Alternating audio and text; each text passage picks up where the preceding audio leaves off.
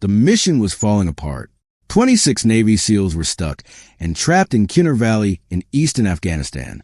More than 230 enemy fighters were closing in on them from every hill around them.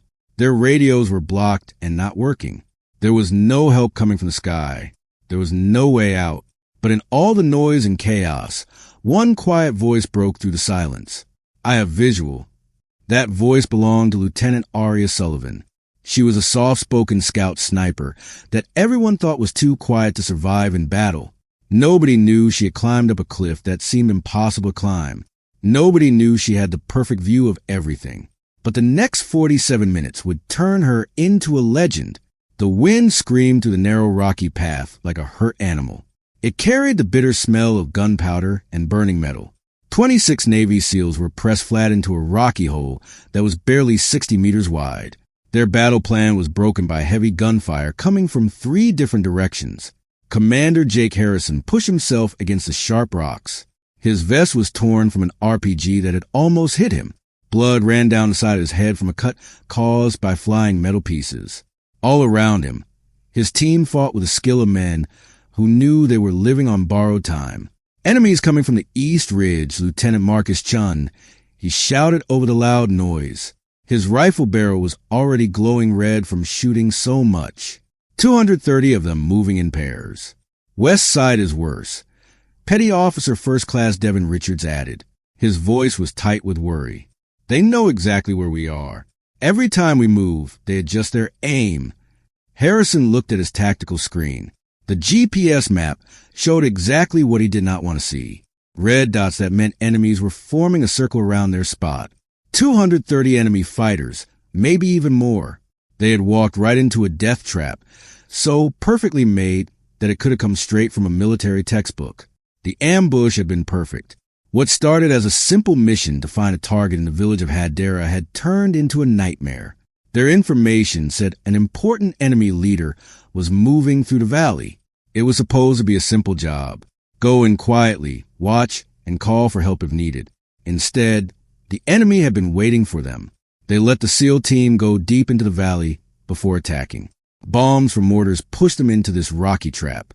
Once inside, the enemy turned on signal blockers that made all their fancy communication tools completely useless. Radio is still dead, Chief Petty Officer Nathan Brooks reported. He was working hard on the communication gear. I'm getting nothing but static on every channel. They have military-grade signal blockers somewhere up above us. Another RPG flew over their heads and hit the cliff wall 50 meters behind them. Loose rocks rained down. Someone cried out as a rock the size of a fist hit his shoulder. Harrison did the math he had been trying to avoid. How fast they were using bullets compared to how many they had left. How fast people were getting hurt compared to how many could still fight. How long until the enemy completely surrounded them compared to any real chance of getting out. Every calculation ended the same way. Commander, Sergeant First Class Tyler Morrison said quietly, appearing next to Harrison. The senior soldier's face looked grim. The men know. Harrison nodded slowly. Morrison was right. These were SEALs, some of the best fighters on Earth. They could read a battle situation just as well as he could. They knew they were not getting out of this rocky trap alive. 30 minutes, Harrison said. His voice was barely loud enough to hear over the gunfire. Maybe less. Once they finish surrounding us, they will shoot from all sides at once. We will not be able to shoot back well enough.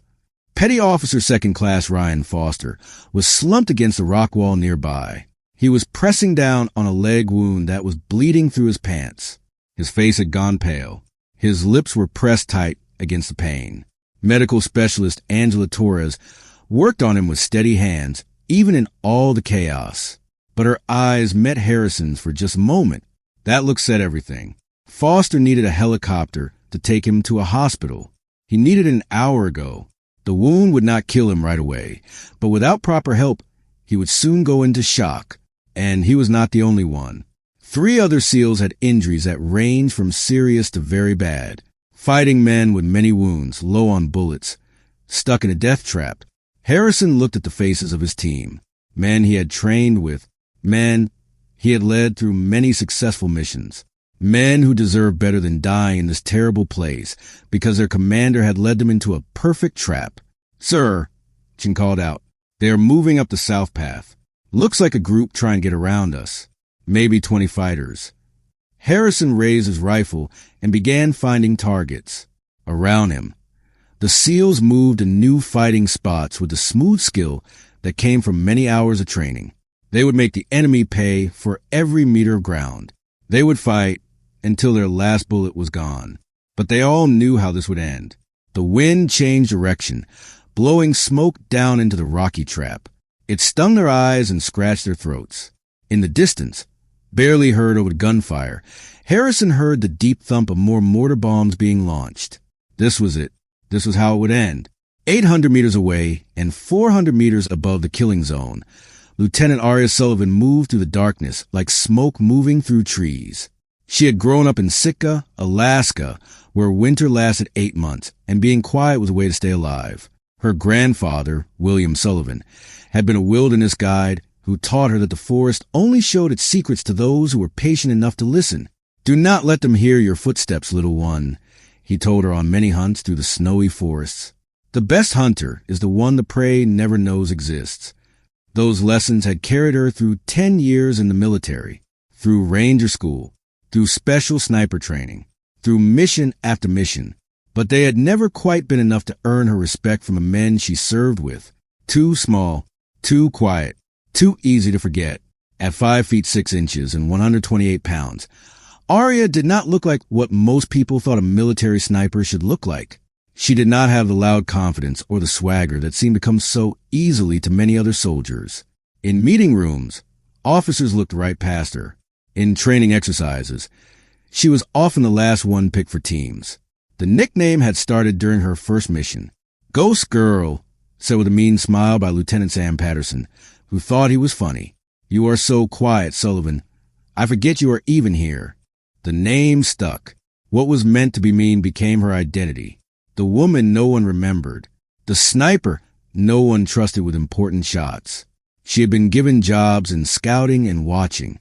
Important work, but not the main sniper role she had trained for. While male snipers with half her test scores were given the best positions, Aria watched from far away through scopes, calling out directions for others to take the shots. But what the people who looked down on her did not know, what they had never bothered to notice, was that Aria Sullivan had a rare mix of skills that made her very dangerous. She could shoot, not just okay, but with an almost magical accuracy. On the shooting range, she regularly beat soldiers with twice her experience. Her cold-bore shots, that important first bullet fire from a clean gun barrel, were famous among the few teachers who paid attention. She could climb. Those years in Alaska, following her grandfather up frozen waterfalls and ice-covered cliffs, had given her mountain climbing skills that were better than most soldiers. She understood rock. She understood ice. She knew how to find places to hold on where others saw only smooth walls. And she could read land. One look at a map, and Aria could see the whole area in her mind. She could spot shooting spots and paths that others missed completely. These skills had kept her alive through 4 missions overseas. They had made her a great scout.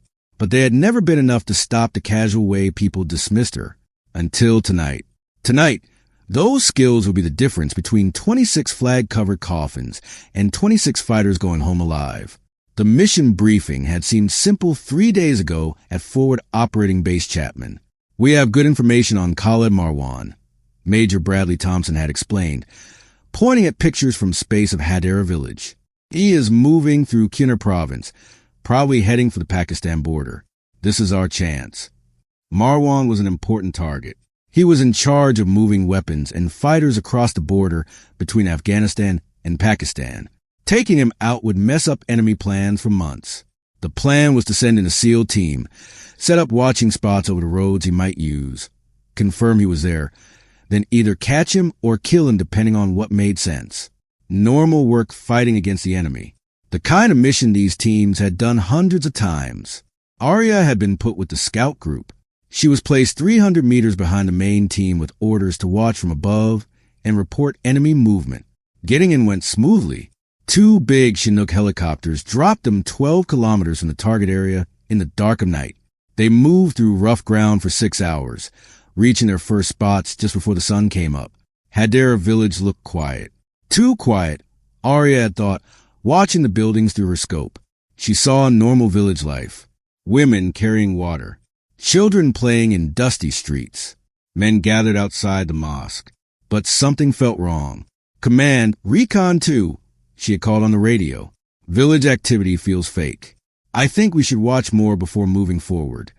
"Recon 2, command," came the dismissive answer from Captain Vincent Howard, who was running the mission.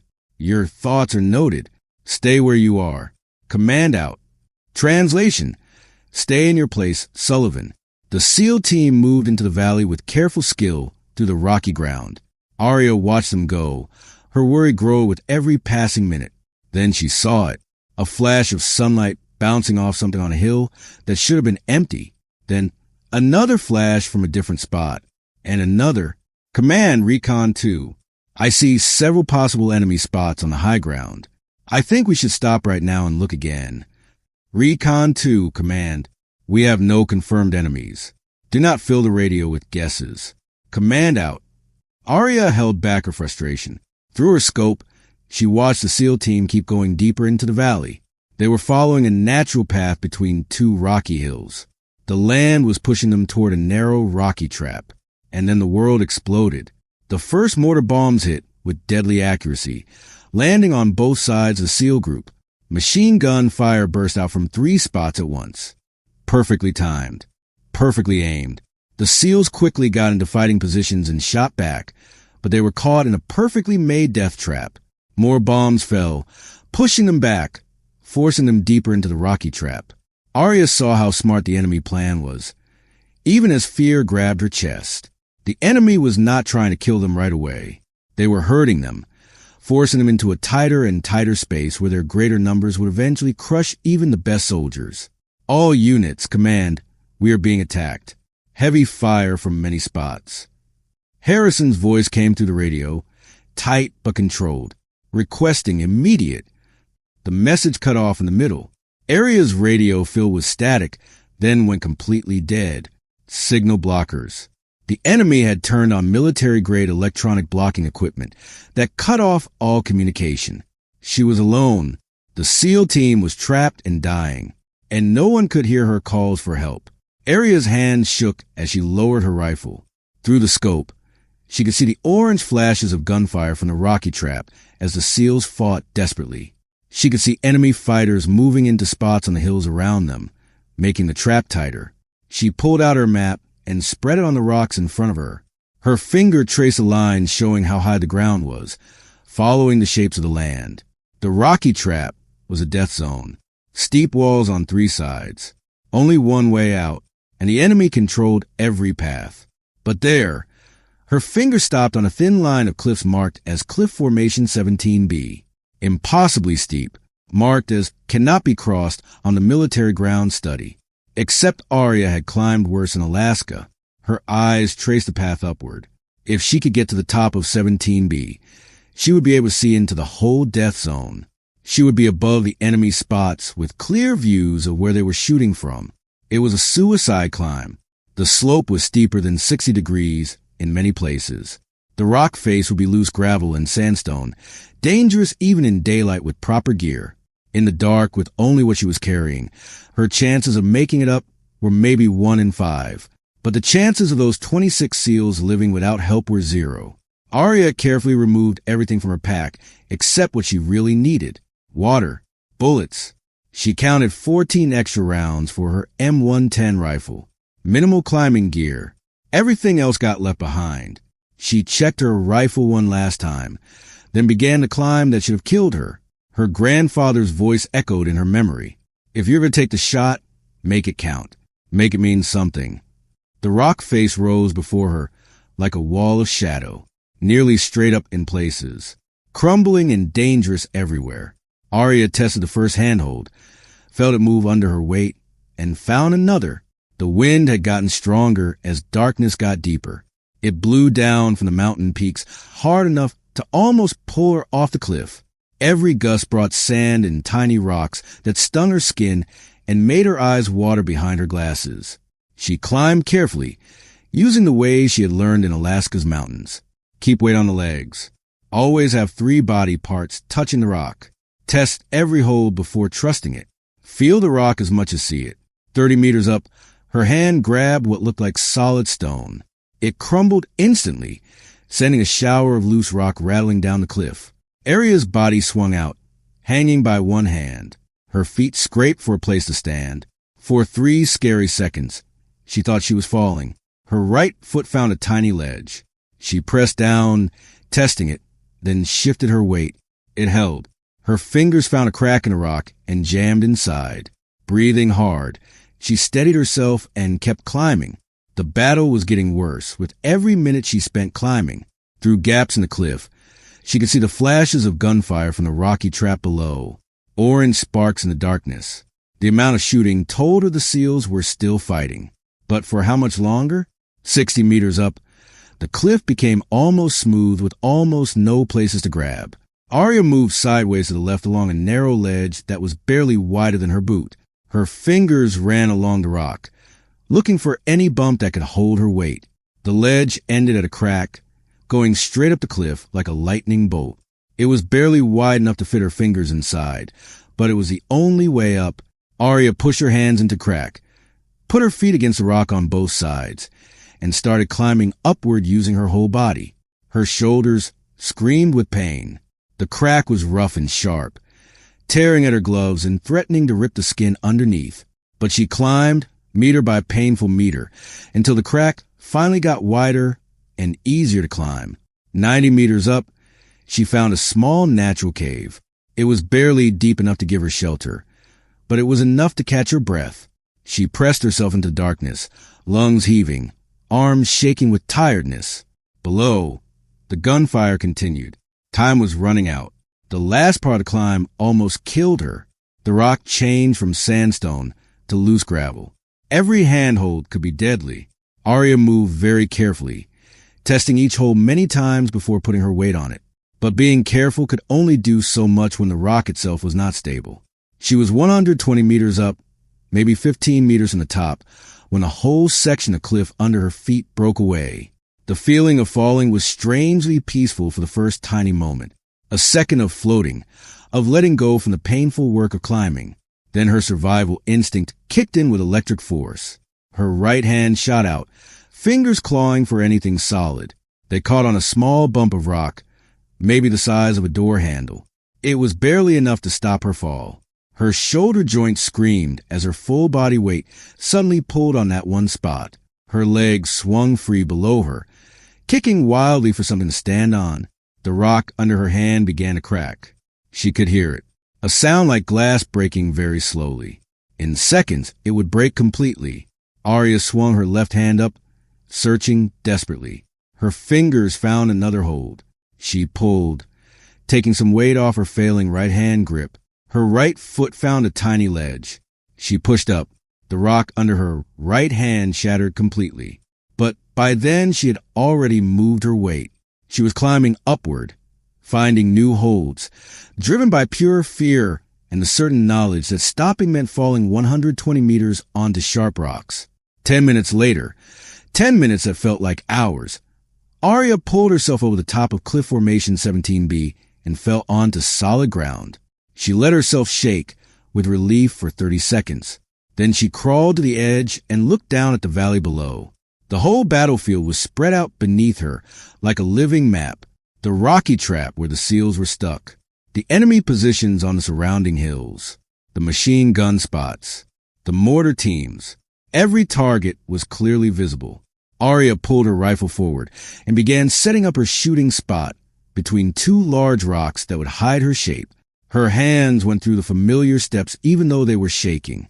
Bipod set up. Distance card ready. Wind direction noted. Distance to targets figured out. She loaded a bullet and settled in behind the scope.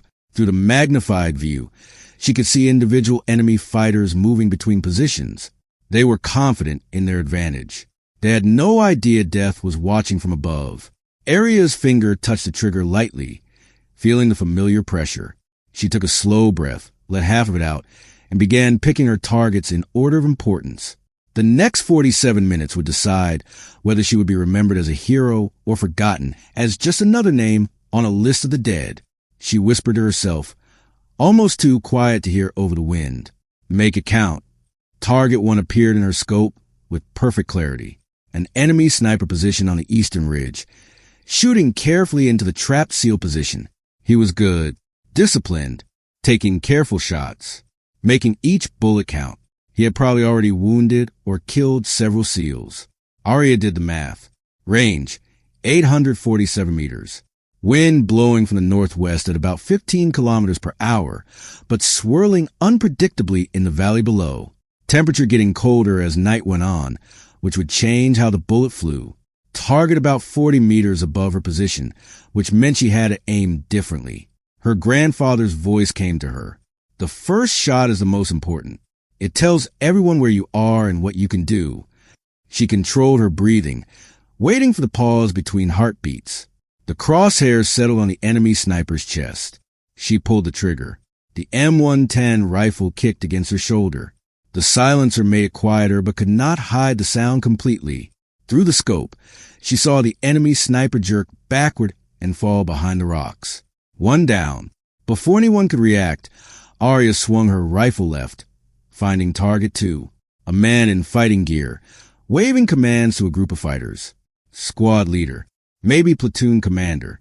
He stood partly in the open, confident that he was too far away for the trap SEALs to hit him.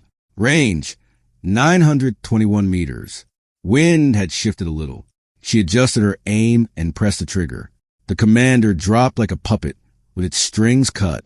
2 down. Now the enemy knew something had changed. She could see fighters scrambling, looking around wildly, trying to figure out where the shots came from. The angle was wrong for fire from the rocky trap, but there was nothing above them. The cliffs could not be climbed, except they could be. Arya moved slightly, going 3 meters to her left to change her shooting angle. The rocks that hit her also created several spots to shoot from. She could fire from different positions without showing herself. Target 3, machine gun crew on the western ridge, pouring steady fire into the SEAL position. 2 men working the gun, 1 feeding bullets. The gunner was partly hidden behind sandbags, but his upper body was showing. Range, 793 meters. Easier shot. No angle problems. Arya put the crosshairs on him and fired. The gunner slumped forward. The helper grabbed for the gun, trying to keep shooting. Arya loaded another bullet and fired again. The helper fell across the machine gun. 4 down. The battle was changing. In the rocky trap below, she could see the SEALs adjusting their fighting positions. They noticed that pressure from one direction had suddenly stopped. They were using the break to share bullets and move their wounded men. But the enemy was numerous and well-trained. Their first confusion was turning into action. She saw fighters moving to hidden spots, showing themselves less. She heard shouted commands echoing across the valley. They were looking for her. Arya picked her next targets with cold purpose. Not the obvious threats, but the important ones. The men carrying radios who were directing the attack. The fighters carrying RPGs who could destroy hiding spots with one shot. The experienced fighters she could tell by how they moved and where they stood. Shots 5 through 10 came quickly, one after another, each carefully aimed despite the speed. An RPG gunner getting ready to fire. A radio operator calling in positions. A squad leader gathering fighters for an attack. Another machine gun crew. 2 spotters trying to find her. 10 rounds fired. 10 enemy fighters down. And the balance of the battle in the rocky trap below was starting to change. Commander Harrison crouched behind a boulder, putting a new magazine in his rifle. The pressure from the eastern ridge had suddenly stopped for no clear reason. Machine gun fire that had been keeping his team pinned for 20 minutes had suddenly gone quiet. What the hell is happening? Lieutenant Chin shouted over the dying gunfire. Harrison had no answer. He had been getting ready to lead one last desperate escape try. A final effort to take some enemies with them before being overrun. But now, someone is shooting at them, Sergeant Morrison said. His voice showed he could not believe it. Someone with serious skills. From where? Harrison demanded.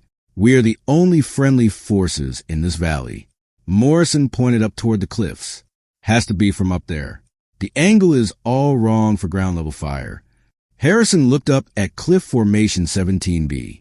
Its straight wall was barely visible in the darkness. That is impossible. Nobody could climb that. But even as he said it, another enemy fighter on the western ridge suddenly dropped. The sharp crack of a precision rifle shot echoed across the valley. Impossible or not, Chin said quietly, somebody just did. Arya had fired 15 rounds when she saw them coming. 3 fighters broke away from the main force and began climbing the southern path to her position. They moved with military skill, using cover well, moving forward in careful steps. These were not regular fighters. They were trained soldiers who had figured out roughly where she was and were coming to kill her. She had maybe 7 minutes before they reached her. 7 minutes to decide, stay and fight, or move and keep her advantage. The choice was simple. If she stayed, she might kill these 3, but would give away her exact spot to all the other enemies. They would focus fire on her location, and eventually someone would get lucky. If she moved, she could keep shooting targets while staying hidden. But moving meant being exposed, meant possibly losing this perfect shooting spot. Arya looked down at the rocky trap. The SEALs had used a reduced pressure to improve their fighting positions, but they were still pinned down, still getting hurt. They needed more time. She pointed her rifle at the lead climber. Range. For 112 meters and getting closer. He was good, using available cover, keeping low, showing very little of himself. But he had made one big mistake. He was climbing during a full moon, and the moonlight was reflecting off the metal parts of his rifle. Arya put the crosshairs on that glint of metal, waited for him to pause between movements, and pressed the trigger. The rifle kicked. The climber tumbled backward, rolling 30 meters down the slope before stopping against a boulder. The 2 remaining climbers immediately dove for cover. Now they knew she had seen them. The hunt went both ways now. Arya grabbed her gear and moved. She went 40 meters along the ridge line, moving quickly but carefully, staying below the ridge to avoid showing herself against the sky. She found a new position between 2 big rocks with a slightly different view of the valley. Through her scope, she saw the 2 remaining climbers moving more carefully now. They had learned. They only moved when shadows gave them cover. They used the ground well. They showed very little of themselves. But they were still coming. Arya ignored them for now and looked back at the main battle. The enemy was gathering again, getting ready for a final attack on the SEAL position. She could see fighters meeting in a ditch. Maybe 50 men getting together for one big push. She started shooting targets. Shot 16, a fighter carrying what looked like a portable mortar. Shot 17, another radio operator. Shot 18, a fighter setting up a heavy machine gun. Behind her, close enough to hear now, came the scrape of boots on rock. The climbers had split up, trying to come at her from 2 directions at once. Smart and dangerous. Arya spun around, switching from her sniper rifle to her pistol in one smooth move. The first climber came out from behind a rock 12 meters away. His rifle was rising. She fired 3 times. Center of his chest. He dropped, movement to her left. Arya threw herself sideways, rolling behind cover as bullets hit the rocks where she had been lying. She came up in a crouch, pistol out, and shot through a gap in the rocks. 4 shots. The second climber fell. Silence. Just the wind and the distant gunfire from below. Arya quickly checked for more threats, found none, and went back to her rifle. She had been away from shooting for maybe 90 seconds. In that time, the enemy attack on the rocky trap had started for real. Fighters were moving down the paths on both sides, supported by heavy fire from the ridges. The SEALs were being overrun. No time for careful target picking now. Arya began firing as fast as she could find targets. Shot 19. Shot 20. 21. 22. Each bullet carefully aimed but fired with desperate speed. Fighters fell. The attack slowed. Confused shouts echoed across the valley as enemies suddenly found themselves taking accurate fire from an impossible angle. The advance stopped, then broke apart as fighters dove for cover. Arya's magazine ran empty. She dropped it, slammed in a fresh one, and kept firing. She was burning through bullets now, but the SEALs needed time. Every second she could give them was another second for help to arrive, for radios to work again, for anything to change. Shot 28 hit an RPG gunner who was about to fire. His rocket went wild, hitting the cliff harmlessly. Shot 29 took out a squad leader trying to get his men moving again. Shot 30 dropped a machine gun specialist setting up his weapon. And then, finally, she saw him. The enemy commander stood on a ridge looking over the whole battle. Several bodyguards surrounded him. He was waving his arms strongly, shouting orders, trying to get control of the falling apart situation. Arya figured the distance. 1,147 meters. Long shot. Very long shot. In darkness with swirling winds and a target above her. She settled into her shooting position, forcing her breathing to slow down even with fear flooding through her. This was the shot that mattered. Kill the commander and the enemy force might fall apart completely. Miss, and they would rally for one final crushing attack. The wind gusted hard from the northwest. She waited for it to calm down. Through the scope, she watched the commander's movements, timing them, looking for a pattern. He was lively, waving constantly, except there. Every 15 seconds or so, he paused to listen to reports from his men. During those pauses, he stood fairly still for about 2 seconds. Arya waited, controlled her breathing, felt the wind on her face. The commander waved sharply, then paused to listen to a fighter reporting. She put the crosshairs high and to the right of his chest, making up for distance, wind, and the downward angle.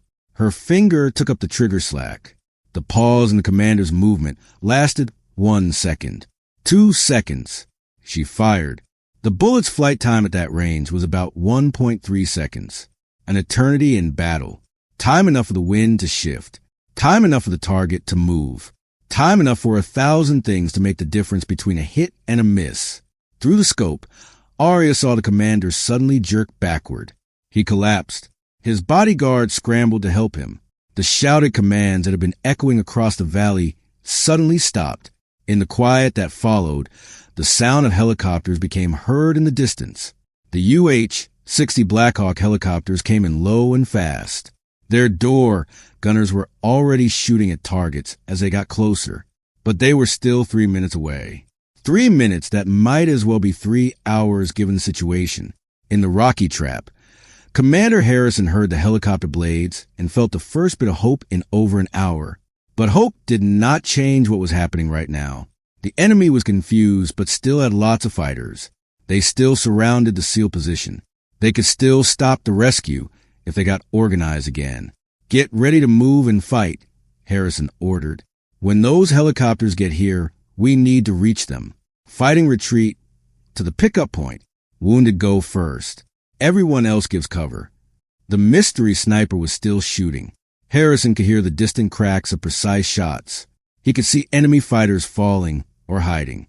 Whoever was up, there was giving them a chance. Ghost Actual. A voice suddenly crackled through the static on Harrison's radio. The signal blocking was breaking down as enemy positions were destroyed. This is Reaper 6-1. Coming to your position. Arrival in 2 minutes. Be advised, we have jets on standby if you can mark targets. Harrison grabbed his radio. Reaper 6-1, Ghost Actual.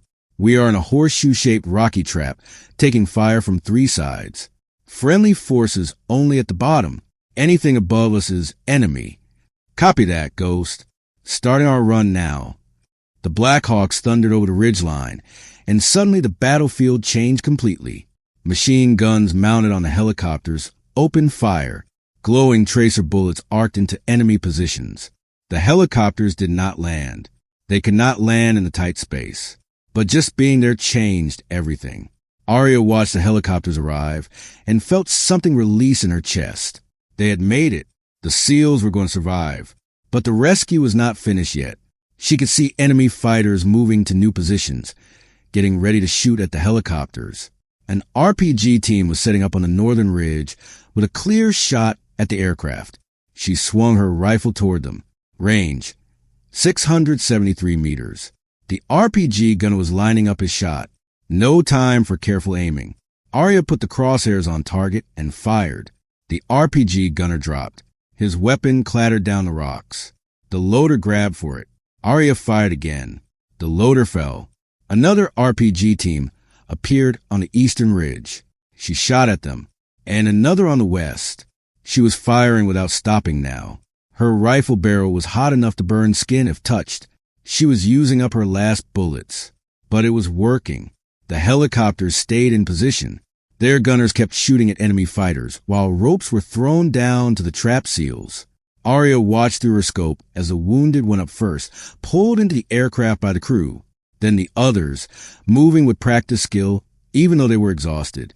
Commander Harrison was the last man up, keeping watch until everyone of his team was aboard.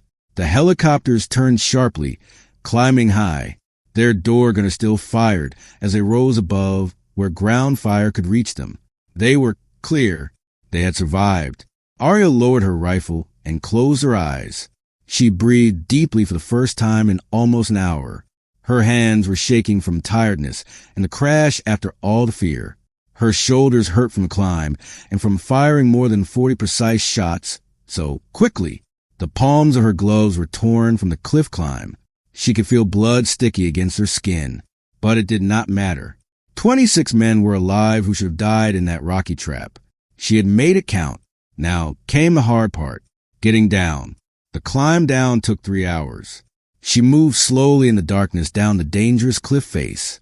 By the time Arya reached the valley floor, the eastern sky was starting to get light with the coming dawn. She was walking toward the pickup spot when the Black Hawk came back, landing in a clear area 200 meters ahead of her. Commander Harrison jumped down before the helicopter even touched the ground. Several of his team followed. They saw her coming, a small, tired figure covered in rock dust and blood, carrying a rifle that was still warm from shooting. Harrison walked toward her slowly, like he was approaching something he could not quite believe was real. Behind him, the other SEALs stared in equal shock. "You," Harrison said quietly when he was close enough. He recognized her from the mission briefing. "You are the one who—" "Lieutenant Arya Sullivan, sir. Recon element." Her voice was rough from not drinking enough water and from shouting into the wind during the climb. "Had to do something. You were all going to die.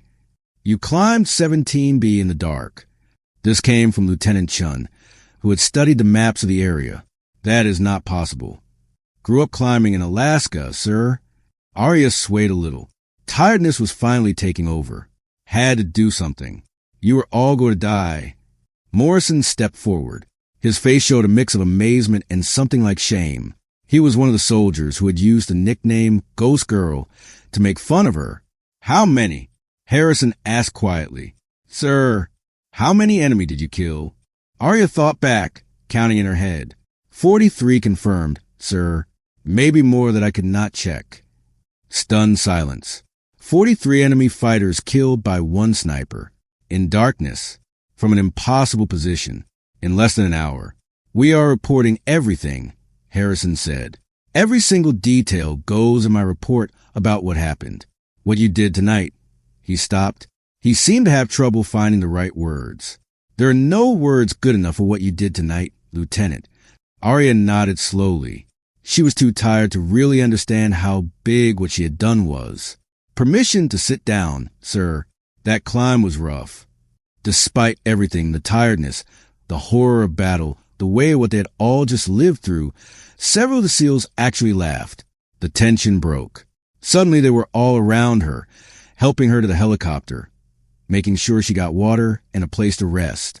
As the Black Hawk lifted off, carrying them back to safety, Harrison looked at the small woman who had saved his entire team. She was already asleep, slumped against the wall of the helicopter. Her torn gloves were still on her hands. "Ghost Girl," he said quietly to himself. The nickname did not sound like a joke anymore.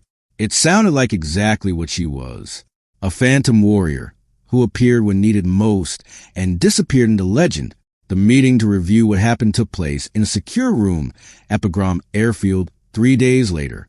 Colonel Patricia Warren, commander of Task Force Griffin, sat at the head of the table. Intelligence officers, mission planners, and senior enlisted soldiers surrounded her. Commander Harrison finished telling what happened. The written version was 47 pages long, but the spoken summary took only 20 minutes. When he finished, The room was silent. "Let me make sure I understand," Colonel Warren said slowly. Lieutenant Sullivan directly disobeyed orders to stay in position. She made an unauthorized solo move. She climbed a cliff that was rated as impossible to cross. And she single-handedly fought a much larger enemy force. "Yes, ma'am," Harrison said. "And by doing so, she saved the lives of every member of my team. Without her help, none of us would be sitting in this room." Warren turned to the intelligence officer. "Captain Rodriguez, what do you think about the enemy force?" "Based on equipment we found and data from watching the area, ma'am, we think 230 to 250 enemy fighters were part of the ambush. They had been planning it for weeks. Military-grade signal blockers were placed ahead of time. Ammunition was hidden in the area. They had detailed plans for shooting. It was a well-planned operation designed to wipe out a SEAL team and create a victory they could brag about. And Lieutenant Sullivan's effect on that force. 43 confirmed enemy kills directly because of her, ma'am. But what she really did went far beyond just the number of people she shot. She killed their sniper, several squad leaders, their communications guy, and finally their overall commander. The enemy force basically fell apart as an organized fighting unit. We believe her actions were the deciding factor in the battle." Warren leaned back in her chair, looking at the ceiling for a long moment. Then she looked directly at Harrison. "Commander, what do you recommend regarding Lieutenant Sullivan's actions?" "Award for bravery, ma'am. Silver Star at the very least. What she did went so far beyond what duty requires that I am not sure we have medals good enough to properly recognize it. Despite the fact that she broke direct orders." Harrison did not hesitate. "With respect, ma'am, we give our people lots of training and trust them to make decisions in the field." Lieutenant Sullivan looked at the situation, understood that following normal rules would mean everyone dying, and took action to stop that from happening. "That is exactly what we train our special operations people to do." Warren nodded slowly. "Captain Howard, you were the mission coordinator. You ordered Lieutenant Sullivan to stay in position and ignored her concerns. What do you think now?" Captain Howard's face was tight with held-back emotion. "I made a mistake, ma'am. Lieutenant Sullivan spotted enemy positions that our intelligence had missed. Her warnings were right, and I should have listened to them. That mistake almost cost 26 lives. What is your recommendation about Lieutenant Sullivan?" "Full award, ma'am. An assignment to main sniper roles, not scouting. We have been wasting what she can do." Warren looked around the room. "Anyone disagree?" Silence. "Very well. I will send the award papers up the chain. In the meantime," she pressed a button on the intercom, "send in Lieutenant Sullivan." Arya entered the briefing room, wearing a fresh uniform. Her hands were still wrapped in bandages from the climb. She stood at attention. "At ease, Lieutenant," Warren said. "Sit down. We need to talk about your future in this task force." Arya sat. Her face showed no emotion. She had been expecting to be punished for breaking orders. "Let me be clear," Warren continued. "What you did was brilliant thinking, personally brave, and completely unauthorized. By every rule in the book, I should be writing you up for breaking orders." "Yes, ma'am. However, rules exist to help the mission, not the other way around. Your action saved 26 lives and destroyed a well-planned enemy operation. Commander Harrison and every member of his team are alive because you took action on your own." Warren slid a folder across the table. "This is your new assignment. Main sniper on a direct action team. No more being stuck in scouting positions. You have shown abilities that this task force needs in frontline operations." Arya opened the folder, looked at the orders, and looked up in surprise. "Ma'am, this is a top-level position." "Yes, and you earned it. The question is whether you want it. These assignments are by choice. High risk, lots of missions. If you would prefer to—" "I accept, ma'am." Warren smiled a little. "I thought you might." "Dismissed, Lieutenant. Your new team leader will contact you tomorrow." Arya stood, came to attention, and turned to leave. As she reached the door, Harrison spoke. "Sullivan." She turned back. "Thank you," Harrison said simply. Behind him, several other SEALs who had been part of his team nodded in agreement. Arya's face finally showed a tiny bit of emotion. Just doing my job, sir. No, Harrison said quietly. What you did went far beyond any job description. You gave us our lives back. We will not forget that. As Arya left the briefing room, Colonel Warren turned to her staff. Make sure this gets properly written down. We need this battle in our training materials. And I want Lieutenant Sullivan's climbing route studied and added to our mountain warfare training. Already being done, ma'am. The operations officer confirmed. Warren nodded. Good. One more thing. I want it made very clear throughout this task force that how well someone can do their job has nothing to do with how big they are, whether they are male or female, or how loud their personality is. We judge people on how they perform. Lieutenant Sullivan just set a very high standard for performance. I expect everyone pay attention. News traveled through military groups the way fire travels through dry grass, quickly and getting bigger as it went. Within a week, every special operations unit in Afghanistan knew the basic story of what happened in Kunar Valley. The details stayed secret, but the main idea spread. A single sniper working alone from an impossible position had saved an entire SEAL team from being wiped out. The nickname Ghost Girl took on a completely new meaning. What had been a mean joke became a legend. Sullivan became the Ghost, a phantom warrior who appeared when needed most. For Arya herself, what came after was complicated. She received a Silver Star in a ceremony attended by senior officers from 3 different Special Operations commands. The official description was vague about mission details, but clear about what happened. Extraordinary heroism in combat against a much larger enemy force.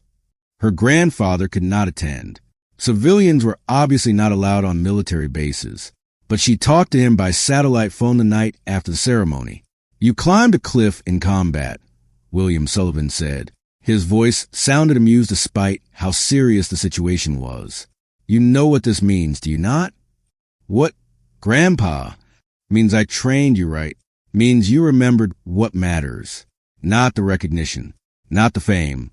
Just doing what needs to be done when it needs doing. I was scared the whole time, Arya admitted. I thought I was going to fall. Being scared is fine. Being scared and doing it anyway. That is what courage actually is. I am proud of you, little one.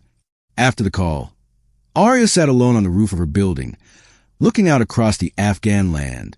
The sun was setting behind the mountains, painting the sky in shades of orange and red. The recognition felt good, but what mattered most was that 26 men had gone home to their families instead of going home in coffins covered with flags. Her new assignment put her on a direct action team, doing high-risk missions across eastern Afghanistan. The soldiers she now worked with treated her with respect that had been missing in her old assignments. They had read the reports. They knew what she could do. The first mission with her new team was a raid on a building believed to hold a weapon stash. Arya was positioned on Overwatch, providing security for the team going in. As the team got ready to break in, the team leader's voice came through her earpiece. Ghost, do you have eyes on? Confirmed, Arya replied, scanning areas through her scope. All clear on approach paths. Copy. Go on your signal. It was a small thing, giving her the power to decide when the attack started based on what she could see. But it showed a big change. She was trusted. She was valued. She was an important part of the team. The mission went perfectly. No one got hurt. Goals achieved. Afterward, as the team gathered to review what happened, the team leader, a tough Master Chief named Derek Nash, pulled Arya aside. Good work tonight, Ghost. Your calls about where enemies were positioned were exactly right. Thank you, Master Chief. I read your file. Kunar Valley. That was some hero stuff. He paused. But here is the thing. I do not care about legends or reputation. I care about whether my people can do the job. You proved you can. Now prove you can do it over and over. That is what makes the difference between a lucky shot and a true professional. Arya nodded. Understood, Master Chief. Good. You are on the list for the next 3 missions. Get some rest. Over the following months, Arya went on 17 combat missions. Not all were exciting. Most were careful, professional military work, setting up watching positions, providing security, sometimes shooting at enemy forces from far away. But word spread. Other units asked for her by name for missions that needed accurate sniper support. Her reputation was not built on one dramatic action anymore. It was built on doing excellent work again and again. The teenager who had been dismissed as too quiet and too small had become one of the most respected snipers in area. 14 months after Cunner Valley, Aria found herself back at Forward Operating Base Chapman for a short break between missions. She was sitting in the dining hall eating alone, as she preferred, when Commander Harrison sat down across from her. He was scheduled to go home in a week. "Mind if I join you, Lieutenant?" "Of course not, sir." They ate in comfortable silence for a few minutes. Then Harrison spoke. "I have been meaning to ask you something. That night, when you decided to climb 17B, what were you thinking?" Aria thought about the question. "Honestly, sir, I was thinking that following orders meant watching 26 people die, and I could not do that." "Were you not scared?" "Terrified. Every meter of that climb, I thought I was going to fall. And during the shooting, I was sure someone would spot me and put a rocket through my position." She smiled a little. "Being scared does not really matter, though. What matters is whether you let the fear stop you." Harrison nodded slowly. "You know what the hardest part being in charge is? It is trusting your people to make the right decision when you cannot tell them what to do. That night, you made a decision I could not have ordered you to make. Heck, I probably would have ordered you not to if I had known what you were planning. You would have been right to, sir. It was a terrible plan with awful chances, but it was the only plan that had any chance of working." Harrison pushed his food tray aside. "I am putting you in for a promotion. Captain's bars. You have earned them 10 times over." "Sir, I do not need." "It is not about what you need. It is about properly recognizing ability and leadership. You are one of the best tactical thinkers I have ever worked with. That should come with the right rank and responsibility." After Harrison left, Aria finished her meal and walked outside into the cool evening air. The sun was setting behind the mountains, painting the sky in shades of orange and red. She thought about the journey that had brought her here, the years of being dismissed and looked down on, the training that had sometimes felt pointless, the quiet determination in the face of casual disrespect. All of it had led to one night in Cunner Valley. One night when being looked down on became an advantage, when being too quiet meant moving without being detected, when growing up in Alaska made the difference between impossible and merely terrifying. Her radio crackled. "Ghost, this is operations. We need you for a briefing. Possible mission coming up. Need your thoughts on approach routes." "Copy, operations. On my way." Aria started toward the operations center, her boots crunching on the gravel. Above her, the first stars were starting to appear in the darkening sky. Somewhere back in Alaska, her grandfather was probably sitting on his porch, looking at those same stars. He was probably satisfied that the lessons he had taught his granddaughter had taken root and grown into something remarkable. She thought about the words he had repeated so often. Make it count. She had made it count in Cunner Valley. The nickname Ghost no longer felt like an insult. It felt like exactly who she was meant to be. A warrior who moved through shadows, who appeared when needed, who did the impossible work that kept others alive. As she entered the operations center, ready for whatever mission came next, Aria Sullivan allowed herself a small smile. Sometimes the quietest voices carried the furthest. Sometimes the smallest warriors cast the longest shadows. And sometimes the person everyone looked down on turned out to be exactly the hero the moment needed.